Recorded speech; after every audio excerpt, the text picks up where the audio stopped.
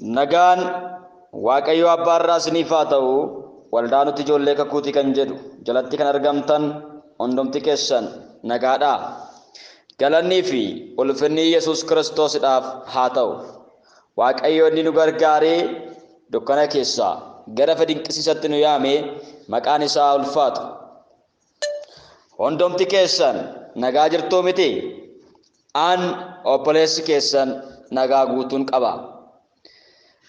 Galanni ulfinni Yesuusidhaaf haa ta'u.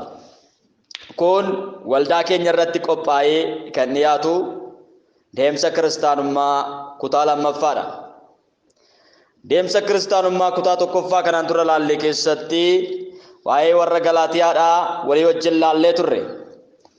Warri Galaatiyaa wangeela jalqaba dhaga'anii wangeela lammaffaa yookaan immoo wangeela kan hin taane holula fudhataniitoo akka ittiin gowwoomfaman, akka ittiin kufan, akka ittiin immoo jireenya dhaban laalleerra.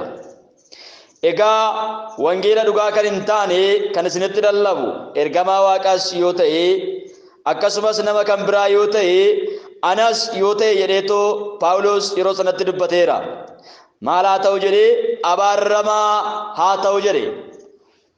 Kanaaf inni dhaggeeffatee wangeela isa biyya lafaa kanaa yookaan immoo wangeela isa bu'aa ittiin argatan, wangeela ittiin badhaadhaan, wangeela isa kan biyya lafaa kanaa, sooroma biyya lafaa kanaa ittiin argatan warri barsiisanii fi warri isaan jiraatanii akkasumas immoo warri wangeela kana barsiisanii fi warri wangeela kana fudhatanis wangeela waan hin taaneef, jireenya bara baraa waan hin kennineef, wangeela jireenya bara baraa namaaf kennu waan hin taaneef, isuma wangeela dhugaa kana jal'isanii dhaloota waan burjaajessaniif, dhaloota karaarraa waan jal'isanii fi abaaramaa haa ta'an ergamuu jedhu isaan qofa miti. Warri isa dhagaanis warra abaaraman wajjiniin hin abaaramu. Galannii fi ulfinni Yesuusidhaaf haa ta'u. Akkuma nuti ijoollee Abrahaam ta'uudhaan eebba Abrahaam arganne warri ijoollee abaarsaa jala jiran immoo abaarsa san argatu jechuudha. Kanaafiyyuu isa keessa ilma hamaa san warri ta'anii isa ilma hamaa san biraa kan isaan argatanii abaarsa ibidda bara baraadha. Kanaaf yaa saba Waaqayyoo deemsa kiristaanummaa keessatti deemsi keenya yeroo hundumaayyuu deemsa of eeggannoo qabaatu ta'uu qaba.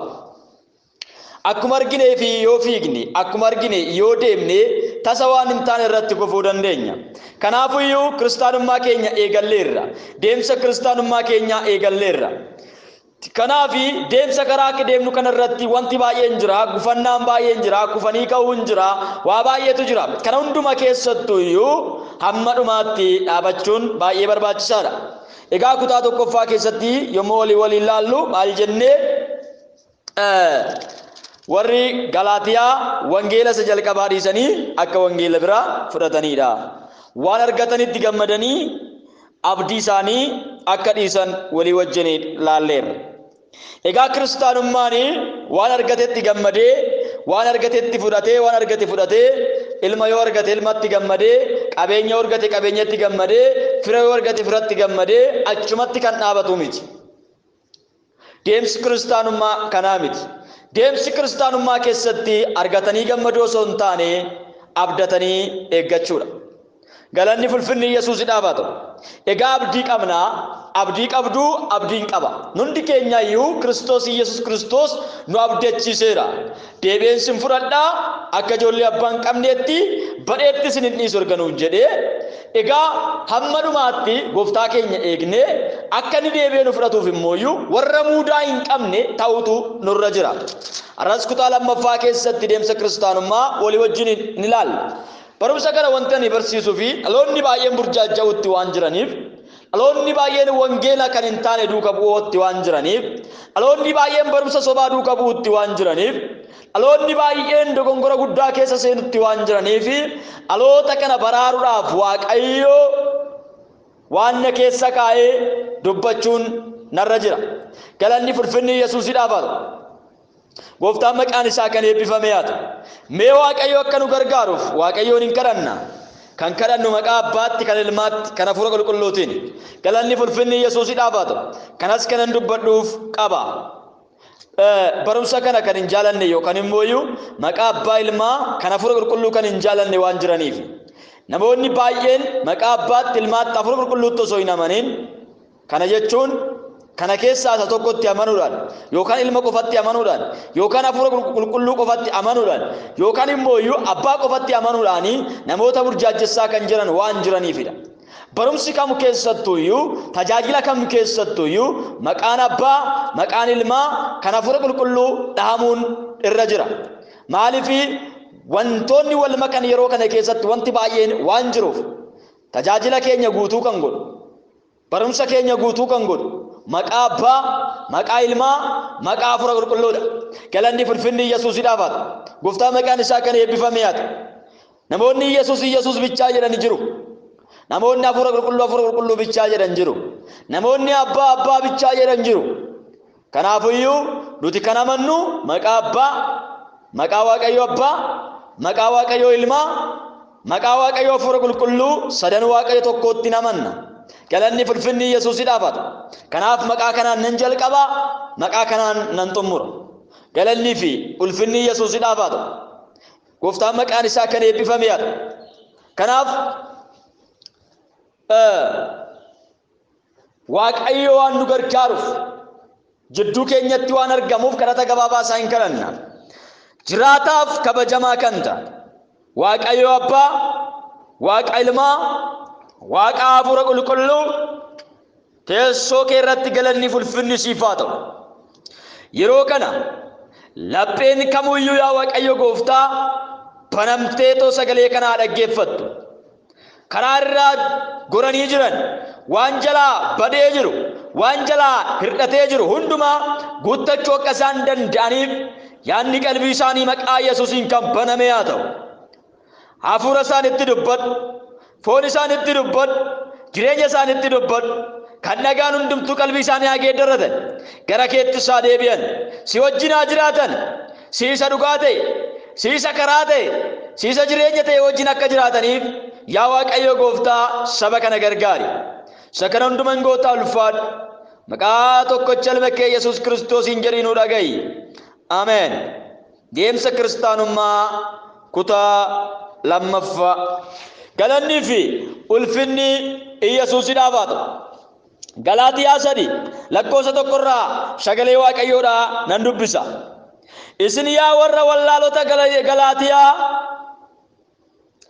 isin yaa warra wallaalota Galaatiyaa fannifamuun Yesuus Kiristoos akka waan caafamee rarraafameet ija keessan dura ture. Kana deebitanii akka isin wallaaltan eenyutu qoricha isinitti godhe ittiin jedhe. Galanni ulfinni Yesuusiidhaaf haa ta'u. Isin yaa warra wallaalota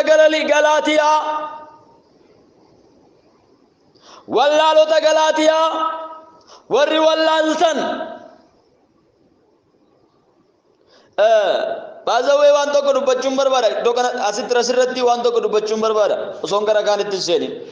Warri Galaatiyaa kun osoo Gooftaan beekin dura osoo Waaqayyoon hin beekin dura maal turanii warra Waaqayyoolii tolfamootti sagadanii fi warra Waaqayyoolii homaa waa'ee baasnetti warra jiraatan uumama isaaniitiin warra akkasii turan. Namoonni kun garuu warri Galaatiyaa kun dhumarratti Gooftaa argachuudhaan Waaqayyoolii isaanii sana maal godhanii jiru? Baasanii gataniiru. Galanni ulfinni Yesuusiidhaaf haa ta'u. Kana jechuun deemsa haaraa eegalan jechuudha. Deemsa isaanii isa moofaa san gatanii, eenyummaa isaanii isa moofaa san gatanii, maqaa isaanii isa moofaa san gatanii, maqaa isaanii isa gadhee san gatanii, jireenya isaanii isa dukkanaa san gatanii, jireenya maalii eegalanii? Jireenya haaraa eegalan, deemsa haaraa eegalan, hojii haaraa eegalan, tajaajila haaraa eegalan. Galanni ulfinni Yesuusiidhaaf waaqeffannaa haaraa eegalan. Isa kanaan duraa san dhiisanii inni kanaan duraa suni Waaqayyoolii tolfamaa waaqessan ture. Maali isaaniitiin? Uumama isaaniitiin. Warri Galaatiyaa kun uumama isaaniitiin warra Waaqayyoolii tolfamaa waaqessan turan. Waaqayyoolii tolfamaa waaqessaa kan turan kanatu Gooftaa argata. Galanni ulfinni Yesuusiidhaaf haa ta'u. Akkuma anaaf isinii kana jechuudha. Gooftaadhaaf galanni guddaan haa ta'u. Ani jalqaba irratti waaqayyoon tolfamaa waaqeffachaan ture. Waaqayyoon tolfamaa waaqeffachaa osoo hin jiru waaqayyoon tolfamaa kana wajjin walii galuu dadhabee isarraa erga adda ba'ee boodaan gooftaa argadhe. Galanni fulfinni Yesuusidhaaf haa ta'u. Gaafan gooftaa argadhu, gaafan dhugaa beeku, gaafa dhugaan naaf galu maalan godhe waaqayyoon tolfamoo koo sana hunduma isaanii baasee tangate. Waaqayyoon tolfamoon itti sagadaa ture waaqa gubachuu danda'uudha waan ta'eef baay'ee isaanii gubeen jira.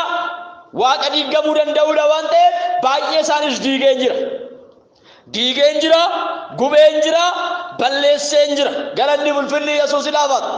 Anumatu balleesse, anumatu gubee, anumatu diige. Galanni fulfinni Yesuusidhaaf haa ta'u. Gooftaan maqaan isaa kan eebbifamee haa ta'u. Egaa bakka warra Galaatiyaa kana ofii koo buusee yoo sin barsiise baay'ee natti tola. Warri Galaatiyaa kuni na fakkaatu, anaa koo duraanii fakkaatu, eenyummaa koo duraanii san fakkaatu. Waaqayyoon tolfamaa waaqessaan ture, jiraachaafin ture, sagadaafin ture. Gaafan gooftaa beeku garuu maalan godhe diigee buqqiseen gate. Egaa warri Galaatiyaa kun gooftaa gaafa argatan, gooftaa gaafa fudhatan, waa'ee fannifamuu gooftaa Yesuus Kiristoos fuuldura isaaniitti akka waan caafamee rarraafameetti barsiifaman.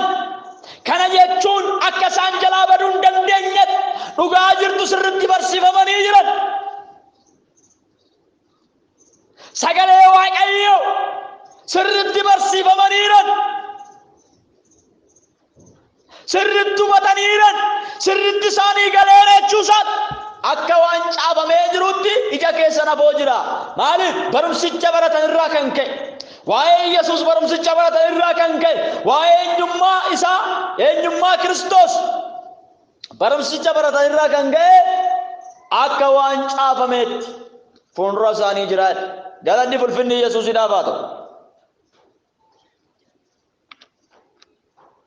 Ani gooftaa argan fudhadhee booda waaqayyoon tolfamaa koo hunduma sana gatee isanitti sagadaa ture sana hundumaa dhiisee gooftaa duukaa deemu ergan eegalee gooftaan rarraafamuun isaa, anaaf du'uun isaa, anaaf gatii kafaluun isaa, anaaf dhiiga isaa dhangalaasuun isaa akka waan caafamee ija koo fuulduratti rarraafameen fuuldura koo jira. Isa laalee gara biraa laaluu hin danda'u. Isa argee waaqayyoon kootti deebi'uu hin danda'u. Maaliif? Kan caaluun arganne waan ta'eef, isa caalutti an dhufe waan ta'eef. Laala isa caalu arganne,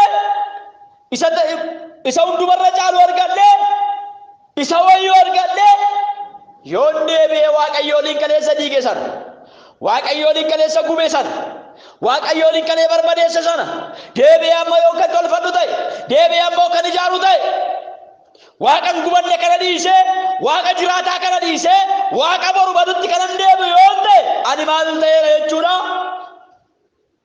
Annama iddoon gahin dhalate ta'eera jechuudha. Annama gatii hin qabne ta'eera jechuudha. Annama waa'ee hin baafne ta'eera jechuudha. Annama waa'ee hin baafne ta'ee jira jechuudha. Warri Galaatiyaa akkas ta'an akka kan koo waaqayyoon tolfamaa gatanii, akka kan koo waaqayyoon tolfamaa dhiisanii deebi'anii immoo amma isuma deebi'anii gatan sanatti, isuma deebi'anii irraanfatan sanatti deebi'anii garbataan, deebi'anii jiraachuuf eegalan, deebi'anii hojjechuuf eegalan. Kana jechuun yaa ijoollee sareen diddiga isaa deebi'ee arraaba akkuma jedhu waan tufan deebi'anii arraabu jechuudha. Yeroo ammaa kana keessatti waldaa Galaatiyaa kana fakkaannoo nu hundumti keenyayyuu waldaa Galaatiyaa kana fakkaanna. Isinittani maal dhaggeeffadhaa? Kaleessa callee baasnee gubneerra. Har'a faaya jennee uffachaa jirra. Meeshaa faayaati, meeshaa aadaati jennee uffachaa jirra. Kalee dibbiqqoo baafnee gubneerra. Har'a meeshaa faayaati jennee uffachaa jirra. Meeshaa aadaati jennee uffachaa jirra. Kuni maaliif ta'e? faarfattoonni keenya meeshaa aadaa jedhanii uffatanii ittiin faarfachaa jiru. Kaleessa sirba tuffachaa turre, kaleessa sirba jibbaa turre, kaleessa sirba ari'achaa turre. Har'a immooyyuu daansiin waldaatti nu galeera. Waldaa keessa dhaabannee dandasaa jirra. Kaleessa sirba jibbaa turre, akkaataa socho'iinsa sirbaa san hundumaa jibbaa turre. Har'a waldaa keessatti galfannee ittiin shubbisaa jirra. Maaliidhaaf laata? Rakkinni maalidha laata? Akka warra Galaatiyaa nus of duuba deebineerra jechuudha. Deemsa keenya of duuba deebineerra jechuudha. Fuulduratti deemoo osoo nurra jiru, deemsi keenya fuulduratti ta'ee osoo jiru of duubatti deebineerra jechuudha. Haa deebinu, kottaan deebina, gara Waaqayyootti deebina, yaada garaa keenyaa sirreeffanna. Kottaan deebina, isa kaleessa tuffanne, isa kaleessa gubne, isa kaleessa barbadeessine, isa kalee ari'achaa turre har'allee ari'annu. Waldaa kiristaanaa keessa ariinu. Kaleessa aadaa keenya dhiibnee, biyya keenya dhiibnee, maaloo keenya dhiibnee, eenyummaa keenya dhiibnee gooftaa fudhanneerra. Har'a immoo eenyummaa keenya kan lallabnu yoo ta'e, maqaa keenya kan lallabnu yoo ta'e, Kiristoosin maal gooneerra jechuudha. Isa nu fuulduratti fannifamee jiru sana dhiisneerra jechuudha. Isa nu fannifamee sana dhiisneerra jechuudha. Isa nu du'e sana dhiisneerra jechuudha. Akka warra Galaatiyaa taaneerra. Waldaan amma jirru, waldaan amma lafarra jirru hundumti keenyayyuu Galaatiyoota taaneerra. Waaqayyo araara isaa nuuf haa baay'isu malee. Waaqayyo nutti araaramu malee. Iji Waaqayyo gara keenyaa ilaalu malee. Waan kaleessa jibbamaa ture, waan kaleessa biyya lafaa keessatti jibbamaa ture, har'a waldaan kiristaanaatti fayyadamaa jiru. Itti fayyadamaa jirra. Kaleessa jibbaa turre, kalee callee gubaa turre, kalee dibbiqoo gubaa turre. Meeshaa ateetee jennee gubaa turre. Har'a mooyyuu bifa isaa geeddaratee amala jijjiirratee meeshaa faayaati jedhanii obboloonni keenya, ijoollonni keenya, maaloon kan keenya, faarfattoonni keenya, tajaajiltoonni keenya uffatanii ittiin miidhagaa jirra siin jedhu. Waan ittiin miidhaguun dhabe moo? Waan ittiin miidhaguun dhabe moo?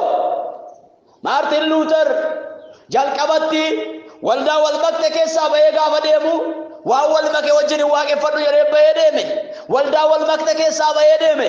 Har'allee baanee deemutti jirraa beeka. Wal makee waaqeffadhu nagama dhumaatti Waaqayyo na gargaara.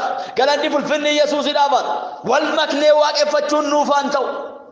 Baa keessa wal maknee waaqeffannu. Sobdootaa wajjin wal makneef waaqeffannu. Hattootaa wajjin wal makneef waaqeffannu. Wal makuu keenya haa dhiisnu. Kaleessa callee gubaa turre, kaleessa dibbiqoo gubaa turre, kaleessa maaloo gubaa turre, kalee malkaa ari'achaa turre, kalee sirba ari'achaa turre. Kun hojii Waaqayyootii miti jennee ari'achaa turre. Eeyyeen hojii Waaqayyootii miti har'allee maali laata? Har'a jijjiirame moo laata? Har'a moo maali laata? Waaqayyootu gubbaarraa dubbatee laata? Moo maalitti laata? Akkamitti gara waldaatti nuu seene laata? Akkamitti waldaan fudhatte laata? Waldaan seera mataa ishii danda'e qabdi.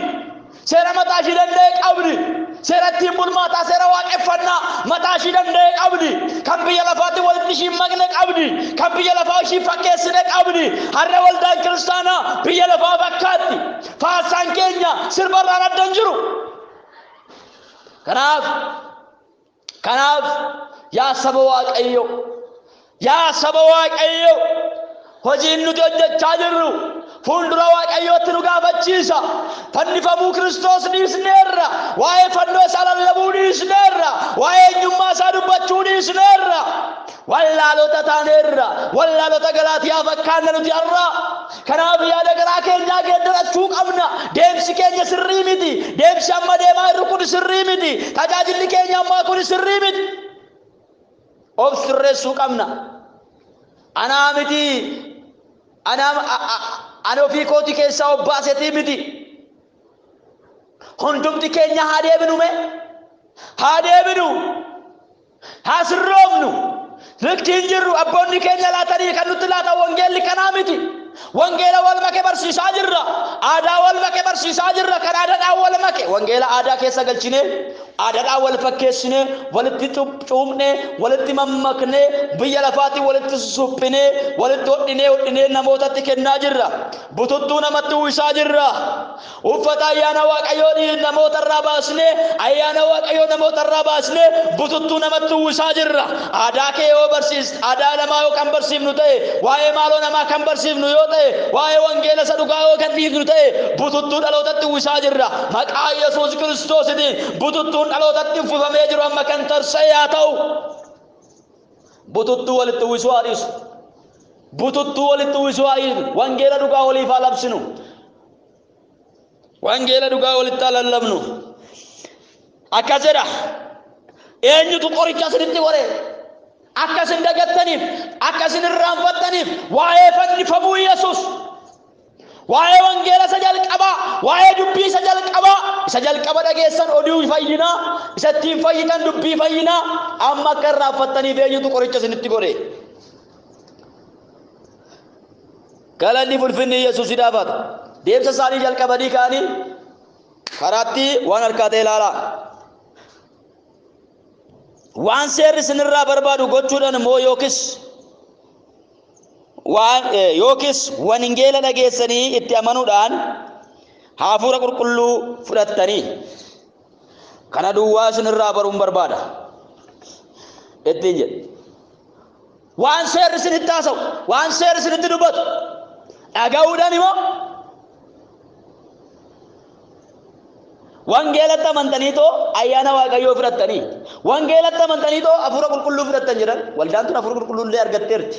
Waan sin ajaa'ibu keessa garuu በቤዛ ቀን የታጠበችበትን መንፈስ ቅዱስን አዛዘነች እንጂ ጉያ ፈይናት kan ittiin chaappeeffamte hafuura qulqulluu maal gooteerti? gaddisiisteerti.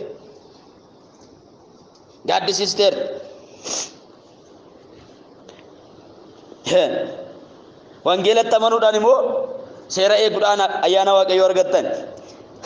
Attam akkas wallaalota taatu, attamitti akkanatti wallaalota taatu jedhaan hafuura qulqulluudhaan jalee qabdanii yaada fooniitiin raawwachuu barbaaddu ree? Jarreen tun gaafa yommuu jalqabdu waldaan Galaatiyaa tuni waldaan tun yommuu jalqabdu maaliin jalqabde? Hafuura qulqulluudhaan jalqabde. Xumurri ishii yoo fooniin ta'e har'a nus akkasirra jirra. Ilaa warri biyya lafaa kuni sisteemiin isaanii guddaadha. Aadaa isaanii erga si barsiisanii maaloo isaanii erga si barsiisanii amantii kee akkuma godhan godhanii si keessa baasanii gatu. Kana beeki dammaqi irratti wangeela akkuma godhan godhanii si keessa xaraguudhaaf biyyi lafaa sitti fayyadamaa jiran beektooti. Karaa ittiin biyyi lafaa sitti fayyadamaa jiru argaa hin jirtooti. Jalqaba irratti aadaan kee yoo jiraachuu baate amantiin kee hin jiru siin jechaa jiru. Amantiin koo aadaa kootiin walin argu. Aadaa koo keessaa, lammii koo keessaa, afaan koo keessaa Kiristoos Iyesuus dhiiga isaatiin bitee na baaseera. Egaa jalqaba irratti waa'ee kana hin dubbata. Paawulos gooftaa osoo hin argatin dura ani nama makaa hin qabne waa maraan nama guuttatee ture. Garuu ergan gooftaa argadhee hundumasaa nan dhiise. Galanni ulfinni Yesuusidhaaf. Hin dhiise namni kun erga gooftaa argate waa baay'ee gate, aadaa isaa gate, maaloo isaa gate, waan inni gatin hin jiru hin gate. Hin dhiistu yoo taate kan gooftaa ta'uu hin dandeessu. Sittani maa dhaggeeffadhu. Wal makaa kun nuuf hin ta'u. Abboonni koo irratti walii galanii fudhachuu danda'u. Abboonni bara kana macaafni ni jalqabaa garuu waan macaafni ni jalqabaa yookaan immoo sagaleen inni jalqabaa hin jaalanne haqqallee hin fudhadhan. Abboonni tokko yeroo ammaa kana keessatti namoonni tokko maal godhanii jiru? Fudhataniiru, itti fayyadamaa jiru. Wal qoodinsa fakkeenyaaf afaaniin wal qooduu, naannoodhaan wal qooduu, waldaadhaan wal qooduun kaleessa turte abbootuma keenyarraa eegalte. Galanni ulfinni Yesuusidhaaf haa ta'u. Jiddu galeessa warra ta'an abboota keenya warra jalqabaa osoo hin taane abboota keenya warra jiddu kaleessaa keessatti inni kun in eegalan erga namoonni baay'achuu eegalan erga namoonni gara gooftaatti dhufuu eegalan walqa qoodinsi afaanii fi walqa qoodinsi naannoo hin dhufe kun immoo iyyuu wangeelatti gufuu ta'aa dhufeera erga sana ammoo iyyuu naannoodhaan wal qooduu eegalanii afaan erga wal qooduu eegalanii namoonni aadaa isaaniitiin illee wal qooduu eegalan ko'anne ko waldaa kiristaanaa tan dubbachaa jira malee kan biyya lafaa dubbachaa jiru sanan beekon waldaa kiristaanaa keessatti jechuudha afaan erga wal qooduun isaaniif mirkanaa'ee booda seexanni jalqaba irratti afaan wal qooduu mirkaneeffate afaan wal qooduu gara waldaa hin fidee mimmilikaa'e wal qoodee gargar qoodee gargar shiibaasee mimmilikaa'e lammata irratti aadaa qabatee dhufeef amma argaa jirtu kuno callee kaleessa gubaa turre faayannee uffachaa jirra dibbiqqoo kaleessa gubaa turre uffata aadaati jennee uffachaa jirra seexanni zamanaawi ta'ee dhufeera bifa isaa geeddaratee dhufeera caafanni qulqullaa'aan akkas jedha ijoollee ifaa fakkaataa jedha ijoollee ifaa fakkaachuudhaa fi bifa isaa hin geeddarataa warra ijoollee ifaa jechuun kana jechuun tajaajiltoota ifaa tajaajiltoota waaqayyoo ergamoota waaqayyoo fakkaachuudhaa fi bifa isaa hin geeddarataa bifa isaa geeddaratee gara waldaatti seeneera hadhas ta'e boru indammaqxa yoo ta'e lafaan sin dha'uudhaaf ga'eera lafaan sin dha'uudhaaf ga'eera indammaqxa yoo ta'e irratti indammaqxa yoo ta'e yaa isa rafaa jirtu dammaqi Kiristoos immoo siif ibsaa galanni fulfinni Yesuusidhaaf haa ta'u hafuuraan jalqabdanii fooniin xummurtu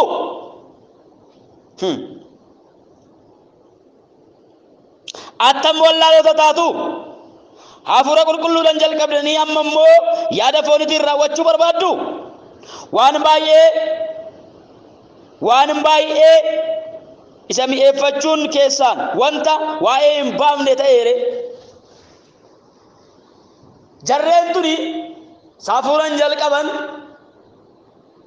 hafuuraan jalqaban deebi'anii maaliin xumuraa jiru foon isaaniitiin xumuraa jiru yaada fooniitiin xumuraa jiru yaada fooniitiin xumuraa deemsa isaanii jalqabaa maalidha hafuuraan eegalan jidduu keessa garuu deemsa isaanii hafuuraan eegalan kana maal godhani fooniitti geeddaran wangeela isa jalqabaa isa wangeela hafuuraa dhagaan jidduu keessa garuu wangeelli isaaniif dhufe wangeela akkamiidha wangeela fooniidha isaan margaa jirru hin dagaagdaa hin badhaataa san godhattaa maal taataa billaa jaartaa Ameerikaa deemtaa ati maaloodha isa kanarraa kan hafe hin jiru isa kanarraa kan hafe hin jiru inni kun immoo wangeela biyya lafaadha kun immoo hawwa biyya lafaati kun dheebuu biyya lafaati dheebuun biyya lafaa isa kanaadha wangeelli biyya lafaas kanuma namni waldaa kiristaanaa kan deemu waan tokko qofa barbaada deemu inda gaagda imbadhaata ati nama akkanaati santaata kana qofarraa dhaga'uu barbaada yakkiteerta waaqayyooni yaada garaa keetii geeddara dhoggaa itteeni diina si godhata malee yaada garaa isaan geeddaratu balleessaa isaa osoo beeku dogongora isaa osoo beeku namoota afootti baase na awwaarrade namoota baay'ee afootti baase maqaa na balleesse jedhanii tajaajilaa sanatti garagalu malee yaada isaanii geeddarachuun barbaadan yaa saba waaqayyo deemsi keenya inni jalqabaa hafuuraan ergatee hafuuraan haa xumurru maaf jidduu keessa geenyee wal maknaa maaf jidduu keessa geenyee aadaa keenyatti gallee aadaa kaleessa gannee baane har'a deebinee yookaan uffannu yoo ta'e waan kaleessa dhisnee har'a deebinee kan arraabnu yoo ta'e waan kaleessa ufnee har'a deebinee kan arraabnu yoo ta'e nuyi maalidha nu maalidha laata akka sareen diddiga isaa arraab akkas ta'aa jirra. Macaafni qulqulluu waan nuun jedhu maaf hin hubanne sareen diddiga isaa arraaba yoo nuun jedhu maal jechuusaadha. Isa kaleessa gattan deebitanii fudhatinaa isa kaleessa dhiiftan deebittiin deebinaa nuun jechuusaadha. Kalee gannee erga biraa baane kalee dhiisnee erga biraa baane har'a maal ta'ee dinnaa itti deebine maal inni laata jijjiiramni guddaan isatti achi nu deebise waan kalee tuffanne waan kalee ganne xurii kaleessa ofirraa dhiqne har'a deebinee yoo dhugnu maal nutti fakkaata bobbaa kalee babbaastee shintibeetitti gattee har'a deebistee yoo barbaaddu ati maalirra dhaabadhu of ilaali dhaabadhuuti of ilaali eessa akka jirtu dhaabadhuuti of ilaali Kiristoos faana deemaa jirta moo nama faana deemaa jirta Kiristoosin waaqeffachaa jirta moo eenyuun waaqeffachaa jirta of ilaali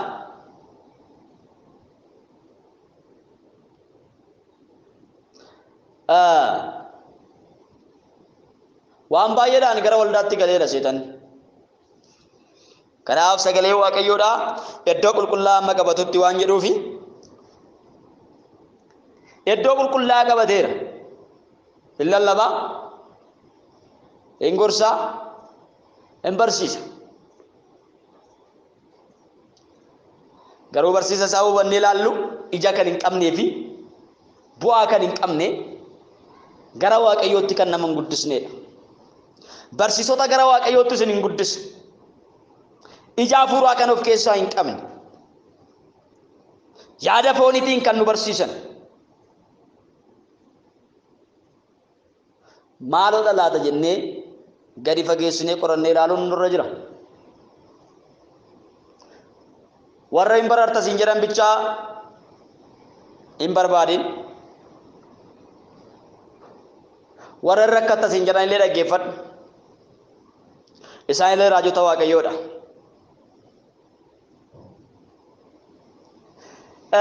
Galanni fulfinni Yesuusidhaaf haa ta'u. Namni waaqayyoon malee kana gochuu hin danda'u jettanii kan yaaddan yoo ta'e eeyyeen caafanni qulqullaa'aan addaan baasee dubbata. Waaqayyoon malee raajii dubbachuun waaqayyoon malee sobuun waaqayyoon malee hatuun waaqayyoon malee barsiisuun yeroo itti baay'ataa jiru keessa jirra. Osoo maqaa waaqayyoo yaaman warri hatan waaqayyoo wajjinis warri jiran waaqayyoo wajjin warri jiran inatu waaqayyoo malees warri jiran inatu. Iddoo kanatti wal fakkaateera wal makeera jechuudha. Warri kan waaqayyoo ta'anis yoo hatan warri kan waaqayyoo hin ta'anis yoo hatan garaagarummaan maaltu jira? Garaagarummaan keenya maali? Sobdootaa wajjin kan sobnu yoo ta'e hattootaa wajjin kan hannu yoo ta'e garaagarummaan keenya maali? Raajoonni dhugaas raajoonni sobdoonis kan fudhataman yoo ta'e garaagarummaan keenya maali? Maqaa waaqayyootiin raajii dubbachuun hin danda'ama waaqayyo osoo hin qabaatin. Goofticha isa raajii dubbatan san of keessaa osoo hin qabaatin maqaa isaatiin dubbachuun hin danda'ama. Kan hojjetu maqicha, dinqii kan hojjetu maqicha, naafa kan diriirsu maqicha. Namni suni maqaa sanatti hin jiraatu yoo ta'e gatii hin qabu. Isa kanallee ani isin ceephaa'uudhaaf osoo hin taane kanan dubbachaa jiru of eeggannoo guddaa akkas hin gootani. Namoota raajii dubbatanis akkas hin jibbitaniif osoo hin taane kan isinitti dubbachaa jiru qorattanii akkas hin ilaaltaniif. Qoraa ilaalaa kan keessan kan ta'e fudhadhaa. qoraa laalaa karaan taa irra deemaa jira yoo taanum gorfadhaa. Barsiisonni sobdoonni gadhiifamaniiran qoraa laalaa karaa isaa irra deemaa irra isaa irraa gorsaa deebisaa. Raajonni sobdoonni gadhiifamaniiran qoraa laalaa karaa isaa irraa akka isaan deebi'an isaan gorsaa. Wangeelonni sobaa gadhiifamaniiran qoraa laalaa karaa isaa irra deemaa isaa irraa deebisaa. Faarfattoonni sobaa gadhiifamaniiran qoraa laalaa karaa isaa irra deemaa isaa irraa deebisaa.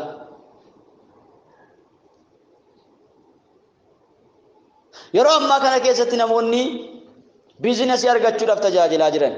Tajaajilli biizinasii nama argachiisu jedhaati gorsaa. Tajaajilli kaballaa nama argachiisa. Tajaajilli billaatti nama geessa. Tajaajilli du'atti nama laata. Tajaajilli billaa namatti ni ijaaru. Tajaajilli makiinaa namatti hin bitu.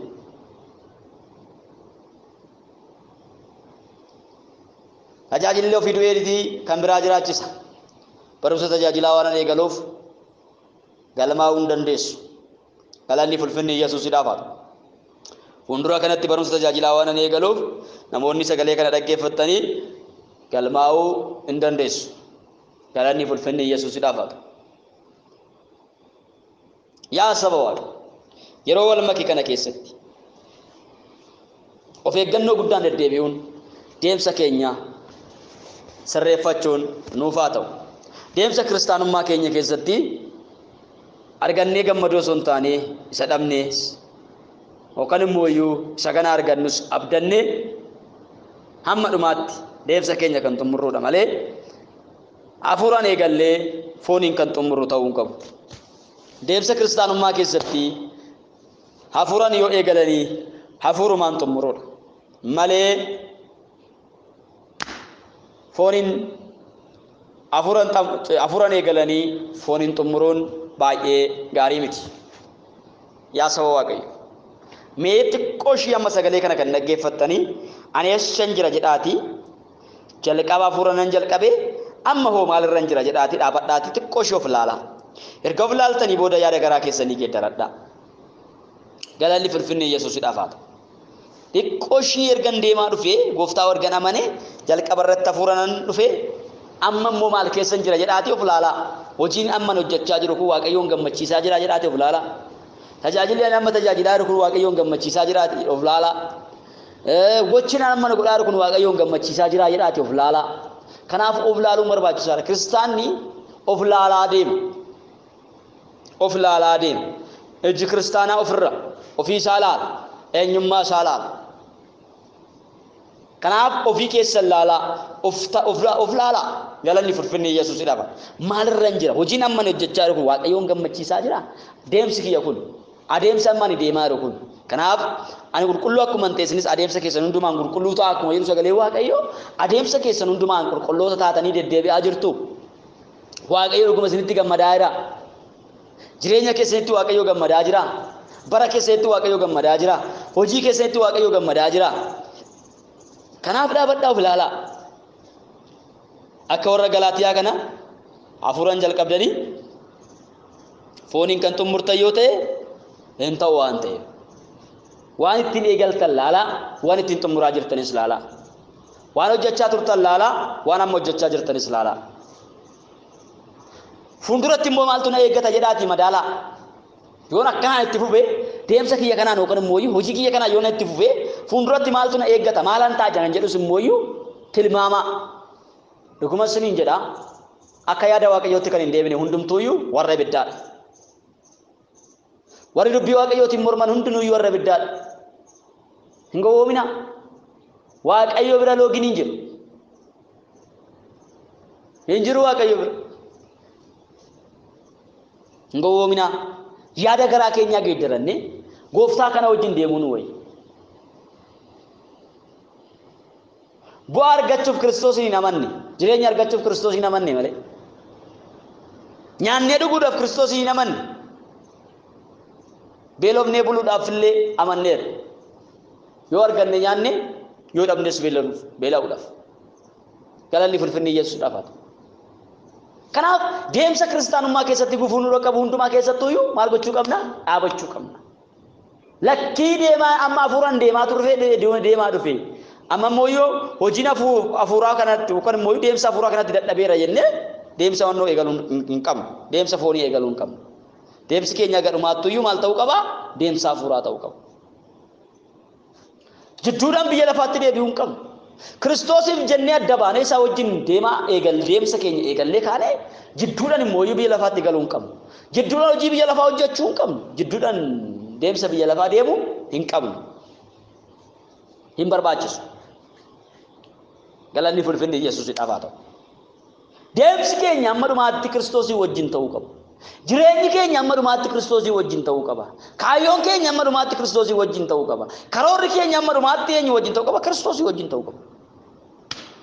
Isa nu yaame qabamnee amma dhumaatti isa wajjin akka jiraannuuf ayyaanni Waaqayyoodha nuuf haa baay'atu. Gooftaan bara keessan hundumaa eebbisu guddaa eebbifamaayi. Guddaa tokko akkasiin jaalladhuuf isin kabaju sinuu gaarii gootanii beektu. Sheerii kasinii ta'u sagaleen kunis akkasumas immoo waldaa keenya keessa kan jirtan hundumti keessanoyyuu Waaqayyo gooftaan baraaf jireenya keessan haa eebbisu. Eebbifamaa guddaa tokko isin jaalannaa. Guddaa tokko isin kabajnaa akkasiin jaalladhuuf isin kabaju sinuyyuu gaarii gootanii beektu. Gooftaan isin haa eebbisu. Eebbifamaayi. Itti fufneetu mootii wajjin hin baranna. Maaliif deemsa keenya sirreeffachuu qabna waan ta'eef. Hojii keenya sirreeffachuu qabna waan ta'eef. Waan kaleessa diignee deebisnee yoo ijaarre nuti maalidha? Maraattudha. Malee nama fayyaa qabu miti. Kanaaf Kiristoos maal nuun jedha laata gubbaarraa yoo nu laalu? Isa kalee tuftee yoo deebistee arraabdu, isa kalee isa ganne yoo deebinee too fudhannu maal nuun jedha laata? Kiristoos gubbaarraa maal nuun jedha laata? Yesuus maal nuun jedha laata? Abboonni keenya wangeela dabarsanii kan nutti kennan gubbaarraa maal nuun jedhu laata? Paawulos faan maal nuun jedhu laata? Ulee qabadhee isinitti dhufuudha Paawulos yeroo baay'ee. Ulee qabadhee tas isinitti dhufa gaadha. Maalan godhare jechaan eega deebuu diddaa'e. Jecha ulfaataa isinitti dubbannee yoo isin deebuu baattanii maalan godha? Ulee qabadhee isinitti dhufaadha. Har'a jecha ulfaataa kan nutti dubbatu hin jaalannu. Nama jecha ulfaataa nutti dubbatee nuun loolu hin jaalannu. Kan ta'u yoo ta'e jireenyi bara baraa kan keenya hin ta'u. Sagalee Waaqayyoo gara aannan bichaa kan fakkaatu san dhugnee jireenya waan argannu isinitti fakkaatin. Deemsi kiristaanummaa keessatti hadhaa baay'een kan nama mudatudha. Deemsa hadhaa baay'een deemna. Ganaa deemsa hadhaa baay'ee kan deemtantu jira. Kanaafiyyuu obsuu qabdu, cimuu qabdu, jabaachuu qabdu. Karaa kanaan Waaqayyoo ulfina isaanaaf kennuu barbaada. Karaa kanaan Waaqayyoo ulfinaan nagahuu barbaada. Karaa kanaan Waaqayyoo seenaa koo geeddaruu barbaada. Karaa kanaan Waaqayyoo na guddisuu barbaada jettanii amanuu qabdu. Eeyyan Waaqayyoo beekadha. Galanni fulfinni Yesuusiidhaaf haa ta'u. Gooftaan baraaf jireenya keessan haa eebbisu. Barri keessan jireenyi keessan maqaa Yesuus Kiristoosiin kan eebbifame haa ta'u. Eebbifamaa guddaa tokko eebbifamaayi. Barri keessan haa eebbifamu, jireenyi keessan haa eebbifamu. Itti fufnee walii wajjin laalla. Yeroo itti aanuttus qabadhee isinii dhiyaadha. Saadhaa samarrattan xumura. Gooftaan isin haa eebbisu. Barri keessan jireenyi keessan kan eebbifame haa ta'u. Guddaa tokko akkasin jaaladhu, akkasin kabaju irra deebi'ee isinitti hima isinuu beektu. Hafuurri Waaqayyoon isin keessa jiru ragaa isinii ba'a waan ta'eef. Kanaaf hafuuraan eegallee irraa hafuuraan xumurraan isiniin jedha ergaa koo sarraa keessatti. Gooftaan isin haa eebbisu. Eebbifamaa. Aan obboleessa keessan gammachuudha. Lakkoofsi bilbila kootii Duwwaa 912 yoo ittan argachuu dandeessu. Eebbifamaa guddaa tokko isin jaaladha. Guddaa tokko isin kabajaa. Gooftaa keessatti eebbifamaa.